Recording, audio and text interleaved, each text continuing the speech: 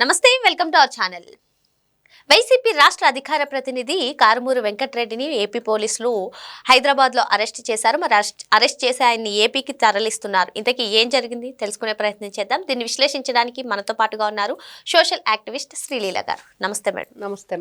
ఓ TV ఛానల్లో డిబేట్లో participate చేసి సీఎం చంద్రబాబు నాయుడు గారి పైన, అదేవిధంగా ఇటీవల పరకామణి కేసులో కూడా రాష్ట్ర ప్రతిష్టను దెబ్బతీసే విధంగా అనుచిత వ్యాఖ్యలు చేసినందుకు గాను వైసీపీ రాష్ట్ర అధికార ప్రతినిధి అయినటువంటి వెంకటరెడ్డిని అరెస్ట్ చేశారు పోలీసులు. మరి ఈ అరెస్ట్ పైన అయితే వైసీపీ ఇదొక అక్రమ అరెస్ట్ అని చెప్పి మళ్ళీ ప్రచారం చేస్తుంది. అసలు ఈ అరెస్ట్ పైన మీ అభిప్రాయం ఏంటి? ఇక్కడ కారుమూరి వెంకటరెడ్డి అనగానే ఫస్ట్ గుర్తొచ్చేది కమెడియన్ బ్రహ్మానందం గారు. ఎందుకు అంటే అందరూ అదే అంటున్నారు. సాక్షి ఛానల్ ఆయన చూడంగానే ఆ సినిమాలో సింహ సింహ అని ఏదో ఒక డైలాగ్ చెప్తుంటాడు బ్రహ్మానందం. ఒక ఫ్యామిలీ పిక్చర్ ఉంటుంది, దాంట్లో నాజర్ గారు వాళ్ళంతా అదుర్స్ మూవీనో ఏదో మేబీ.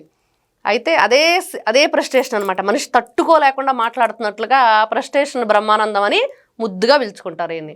మరి ఈయన చేసింది ఏంటి పాపం అంత ముద్దుగా పిలుచుకునేటప్పుడు కమెడీనే కదా అనుకుంటారు. కాదు, అంటే ప్రజలని ఏ విధంగా వేరేగా ఆలోచించడానికి వీళ్ళు కారకులు అవుతున్నారు అనేది. ఎందుకంటే మంచిని మంచిగా చెప్పటం, చెడే ఉంది ఈజీగా ఎక్కిద్ది, తర్వాత దాన్ని రిపేర్ చేయాలంటే చాలా కష్టం. ఎందుకంటే అది ఉండిపోతుంది వాళ్ళల్లో.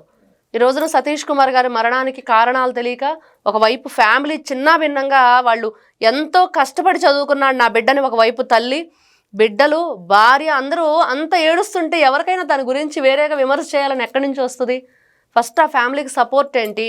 ఆయన ఎంత కష్టపడి ఆ జాబ్ సంపాదించుకున్నాడు, ఈ రోజున దీంట్లో కీలక సాక్షిగా మారిన తర్వాత ఆయన జీవితంలో ఎట్లాంటి పరిణామాలు ఏర్పడ్డాయి. మరి 6వ తారీఖున అతను హాజరయ్యి సిట్ ముందు విచారణకు వచ్చిన తర్వాత 14వ తారీఖు వరకు ఏం జరిగింది, మళ్ళా వెళ్ళేటప్పుడు ఎందుకు ఈ విధంగా అన్ఎక్స్పెక్టెడ్గా జరిగిందనే దాని గురించి మాట్లాడుకోవాలి. కావాల్సి ఉంటే వాళ్ళ ఎవరైతే గతంలో మాజీ సీఎం అని చెప్పి ఇప్పుడు కూడా సీఎం అనిపించుకుంటున్నా జగన్మోహన్ రెడ్డి గారికి చెప్పి వాళ్ళ ఫ్యామిలీకి సహాయ సహకారాలు అందించాలి. ఇదంతా వదిలేసి ఒక్క పరకామణి అంశమే కాదు మేడం, కర్నూలు బస్సు ఎప్పుడైతే ప్రమాదానికి గురైందో దానిపైన కూడా ఆయన చాలా కామెంట్స్ చేశారు. మరి ఏంటి ఇప్పుడు చర్యలు ఏ విధంగా ఉండబోతాయి అంటారు? ఖచ్చితంగా కఠినమైన చర్యలు తీసుకోవాలి. గతంలో సిఐడి మాజీ చీఫ్ సంజయ్ చెప్పినట్లుగా ఆస్తులు అటాచ్ చేసుకోవటం కాదు, కానీ ఇంకొకరు మాట్లాడాలంటే భయపడాలి. ఎందుకంటే సెక్షన్స్ కానివ్వండి, ఈ వ్యవస్థలో కూడా ఏదైతే వీళ్ళు పోలీస్ చట్టం ఉందో దాంట్లో కూడా కొన్ని మార్పులు, ఇదిగో ఈ విధంగా మాట్లాడటం కరెక్ట్ కాదు, ప్రభుత్వం ఈ రోజున పడుతున్న కష్టం ఏంటి, చేస్తున్న కృషి ఏంటి, ప్రజల పట్ల వాళ్ళు ఎంత ఇదిగా ఉన్నారు, అభివృద్ధి పదం వైపు ఎలా తీసుకెళ్తున్నారు, ఇన్ని రకాలుగా చేసే కార్యక్రమాలన్నీ ఒకసారి మనం చూస్తే వీళ్ళ మాటలు, వీళ్ళు చేస్తున్న ఏదైతే ఆరోపణలు ఉన్నాయో అవన్నీ చాలా ఎలా అంటే ఇబ్బందికరంగా ఉంటున్నాయి. అంటే ఇప్పుడు వెంకటరెడ్డి వెనకాల కూడా సజ్జల రామకృష్ణారెడ్డి ఉన్నారంటారా? ఇప్పటి వరకు మనం చూసాం శ్యామల కానివ్వండి, ఇంకా వేరే వాళ్ళు కానివ్వండి, మాకు పార్టీ నుంచి స్క్రిప్ట్ వస్తుంది అంటారు. స్క్రిప్ట్ అనగానే సజ్జల రామకృష్ణారెడ్డి అని అందరూ చెప్తుంటారు. మరి ఇప్పుడు కారుమూరి వెంకటరెడ్డి ఈ విధంగా వ్యాఖ్యలు చేయడం వెనుక కూడా సజ్జల పాత్ర ఉందా? అంటే ఆయన సకల శాఖల్ని పరిపాలించాడు, గతంలో సకల శాఖ మంత్రిగా పేరుగాంచాడు. మరి ఖచ్చితంగా ఆయనే ఉన్నాడు అనేది ప్రతి ఒక్కరూ ఆయన పేరే వినిపిస్తుంది. ఈ రోజున ఒకరు ఇద్దరు కాదు, ఎవరుని అడిగినా కూడా ఈ రోజున పోసాని కృష్ణమురళి సాక్షి నుంచి వస్తున్నాడు. ఆ సాక్షికి ఎవరు పంపించారు అనేది కూడా క్వశ్చన్ లాగా ఉంది. గతంలో ఆయన ఏం చెప్పాడు, నేను సాక్షి ఇచ్చింది మాట్లాడి తిరిగి సజ్జల భార్గవరెడ్డికి పంపిస్తానని. భార్గవరెడ్డి దాన్ని విపరీతంగా వైరల్ చేస్తాడు సోషల్ మీడియాలని. అంటే మీరు ఏం చెప్దాం అనుకుంటున్నారు ప్రజలకి? అంటే ఇప్పుడు మనము మీరు చెప్పినట్టుగా పోసాని కృష్ణమురళి అరెస్ట్ అవ్వడం చూసాము, తర్వాత శ్యామల గారు విచారణకు హాజరు కావడాన్ని చూసాం. ఇన్నైనా సరే ఇక్కడితో ఆగవా, ఇంకా కంటిన్యూ అవుతుందా? మరి చర్యలు ఏం తీసుకోరా ఏంటి? అదే నేను అంటుంది. ఇప్పుడు ఎవరైతే ఈ రోజున శ్యామల ఏముంది, ఆ రోజు నేను ఎవరిని కూడా కాంటాక్ట్ అవ్వలేదు, ఎవరితో నేను మాట్లాడలేదు, డైరెక్ట్గా వెళ్ళి వాళ్ళతో మాట్లాడింది లేదు, కేవలం పార్టీ ఆఫీస్ నుంచి ఏదైతే వచ్చిందో దాన్ని చూసి మాట్లాడాలని. మాట్లాడేటప్పుడు కనీసం మనకంటూ ఈ రోజున బెట్టింగ్ యాప్స్కి ప్రమోషన్ చేసినట్లు కాదు కదా. మరి అంతే కదా, అంత ఈజీ కాదు కదా. ఏదో ప్రమోట్ చేసావు, డబ్బులు తీసుకున్నా, వెళ్ళిపోయావు, చస్తే చచ్చారు, బ్రతికితే బతికారు, వదిలేసావు, సారీ చెప్పేసింది ఈ రోజున. మరి అక్కడ ఎంత దారుణమైన సిచ్యువేషన్ జరిగింది అంటే దానికి మనం ఏ విధంగా రియాక్ట్ అవ్వాలి? ఫస్ట్ ఎలా జరిగింది, దాని వెనక కారణాలు ఏంటి, అసలు అలా జరిగి ఉండొచ్చు అనుకోవడానికి పోలీసులు ఏమన్నా అనుమానాలు వ్యక్తం చేశారా? పోలీసుల దగ్గరికి వెళ్ళి మనం మాట్లాడామా? తెలియదు కదా. ఏదైనా ఇదిగో ఈ పత్రికా ప్రకటన ద్వారా మనం తెలుసుకున్నాము, లేకపోతే అక్కడ ఉన్న ఏరియా వాళ్ళు ఎవరైతే మనకు తెలిసిన వాళ్ళు ఎవరైనా ఉంటే వాళ్ళ ద్వారా తెలుసుకున్నామని చెప్తాం. కానీ ఆవిడ మాట్లాడింది ఏంటి, కూటమి ప్రభుత్వం అక్రమంగా మద్యం అమ్ముతుంది నైట్ టైము, అది తాగొచ్చి బండి వేసుకొని పడ్డాడు అని. అతని ఫ్రెండ్ ఏం చెప్తున్నాడు, మేము ఎక్కడో పెట్రోల్ కొట్టించుకొని వస్తున్నాము, భయం వేసింది బైక్ పడగానే నేను పక్కకి వెళ్ళిపోయాను, వాడు తీసే లోపుగా బస్సు వచ్చింది అని. అయితే వీళ్ళందరూ ఈ విధంగా కూటమి ప్రభుత్వం గురించి కాదు, అక్కడ కూటమి ప్రభుత్వం అంటే వీళ్ళు ఎంతసేపటికి కూటమి ప్రభుత్వం గురించి మాట్లాడుతున్నాం కాబట్టే మమ్మల్ని అరెస్ట్ చేస్తున్నారు, అక్రమంగా అన్యాయంగా అంటున్నారు. కానీ ప్రజల్ని ఏ విధంగా ఈ రోజున వాళ్ళు చూస్తున్నారు, ఏ విధంగా వాళ్ళని అభివృద్ధి చేస్తున్నారు, లేకపోతే ఇంకొకవైపు రాజధాని, రైతులు, ఇన్ని రకాలుగా మనం చూస్తున్నప్పుడు వీళ్ళు ఎందుకు మాట్లాడాలి? మీకు చేతనైతే సహాయం చెయ్యండి, సలహా ఇవ్వండి.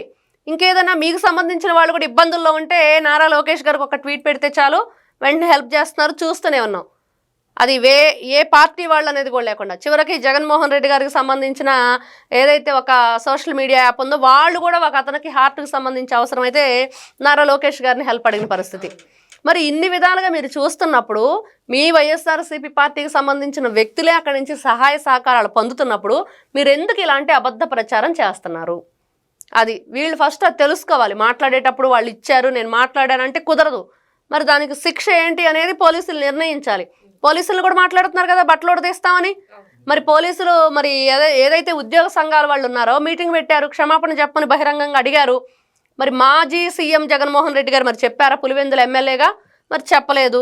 మరి ఆయన చెప్పనప్పుడు తర్వాత నెక్స్ట్ ఏంటి అనేది కూడా ఉండాలి కదా. అవేవి లేకుండా అన్నీ కూడా మీరు క్షమించుకుంటూ శిశుపాలుడి తప్పుల్లాగా వెళుతూ ఉంటే వాళ్ళకు కూడా అలానే ఉంది. ఏముందిలే పిలుస్తారు, క్వశ్చన్ చేస్తారు, పంపించేస్తారని. కాబట్టి అలా జరగకూడదు. ఈ రోజున మహిళలు ఎవరైతే సోషల్ మీడియాలో మేము కూడా ఈ రోజున మాట్లాడుతున్నాం, దాని గురించి ఏ విధంగా కామెంట్ చేస్తున్నారో చూస్తున్నాం. నీచమైన భాష ఉపయోగిస్తున్నారు చాలా దారుణంగా. మీ ఇంట్లో మహిళలు లేరా? ఈ రోజున ఇక్కడ జరుగుతున్న అన్యాయాన్ని ప్రశ్నిస్తున్నారు, ప్రజల వాయిస్ని వినిపిస్తున్నారు. వాళ్ళకేంటి బాధ? నువ్వు కూడా అంతే రాజకీయంగా ఎదుర్కో, అంతే కదా. ఏదైనా ఒక హుందాతనం ఉండాలి మాట్లాడేటప్పుడు.